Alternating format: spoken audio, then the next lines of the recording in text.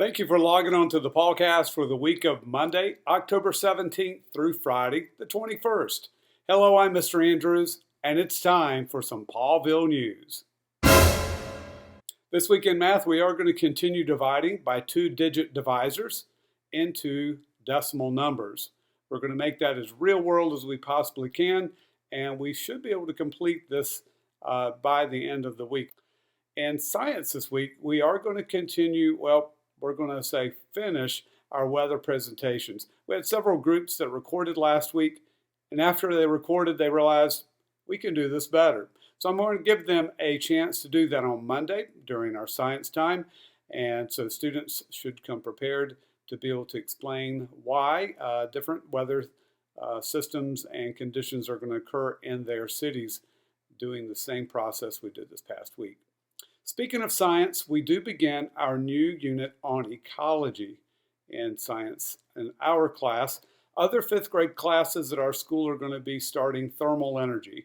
So parents, if you would take a moment to read the email portion of the About Pawville for Pawville email, and hopefully I can give you a little bit of insight why that's going to be happening.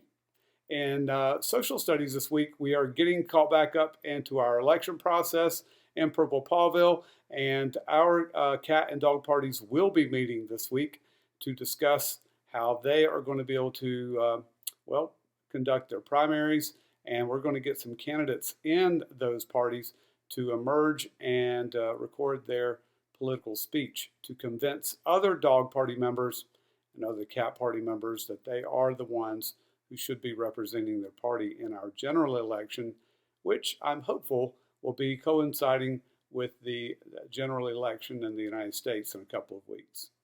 One of the things that you might want to be aware of that's coming home will be a letter that looks very similar to this right here. The letter basically says that in the upcoming weeks, we're going to be studying ecosystems from all around the world. Students are going to learn about different animals, climates, water cycles, food webs, and more as they immerse themselves in reading about ecosystems. Each student will also become an expert on one ecosystem of their choice, focusing on its location, its characteristics, and more.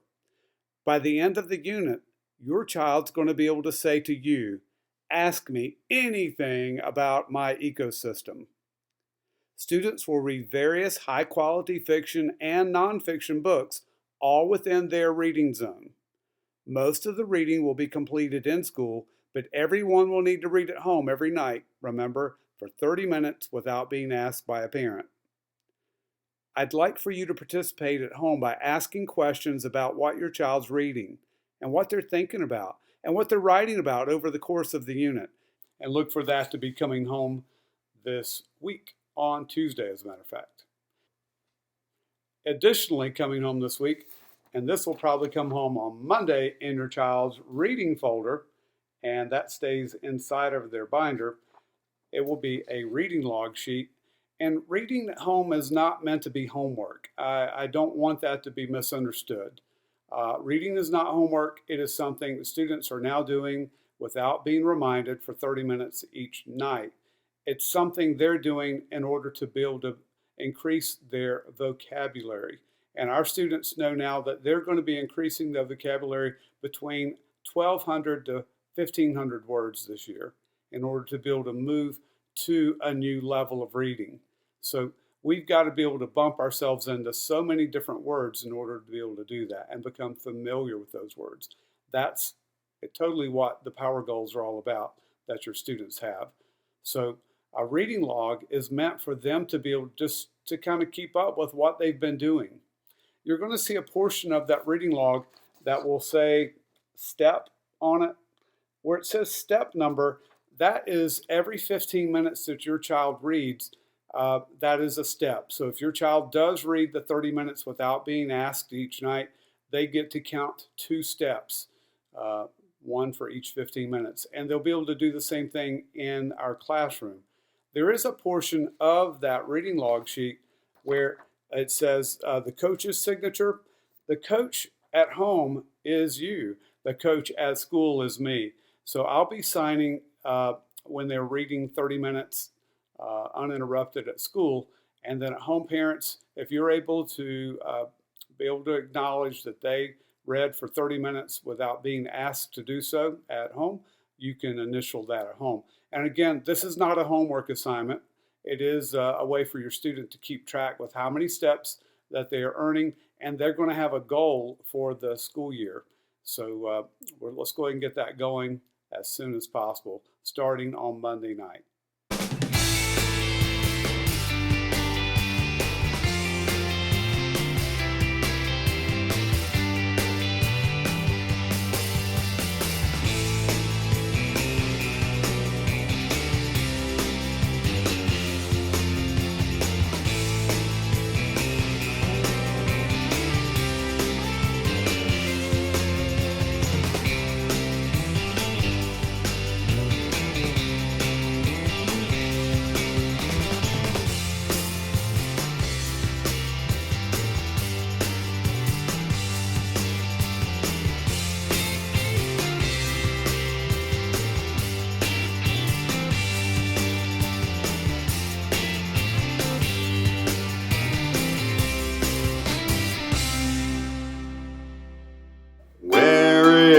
Mr. Andrews, he's in the U.S., he's at a capital. Which one will we learn about this week?